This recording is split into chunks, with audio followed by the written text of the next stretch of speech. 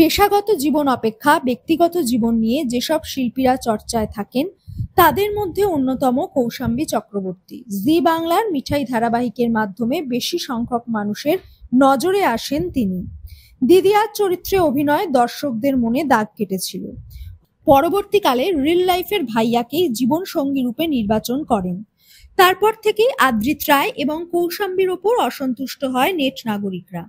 তারা চেয়েছিলেন রিল লাইফের মতো রিয়েল লাইফেও এক হোক আদ্রিত সৌমিত্রিষা। আদ্রিত কৌশাম্বীর বিয়ে এবং রিসেপশনেও দেখা যায়নি সৌমিত্রিষাকে, তবে সেসব এখন অতীত।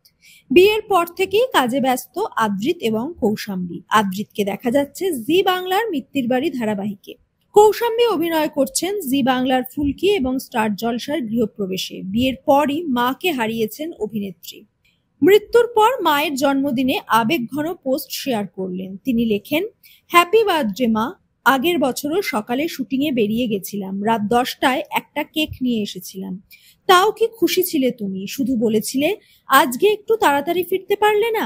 জানতাম না মা এই বার্থডেটা এরকম হবে। বিশ্বাস করো, কল্পনাও করতে পারিনি কখনো এরকমও হতে পারে।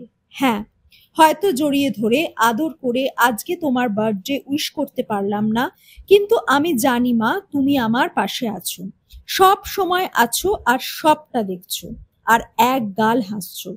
তোমার অপদার্থ মেয়েটা তোমাকে সবচেয়ে বেশি ভালোবাসে মা।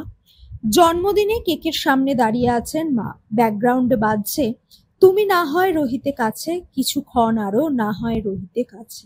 মাকে যে তিনি খুব মিস করেন তা তার পোস্ট দেখলেই বোঝা যায়। কৌশাম্বীর মা ছিলেন চাকরিজীবী। অবসরের পর ভেবেছিলেন টিউশন পড়াবেন, আবৃত্তি শেখাবেন।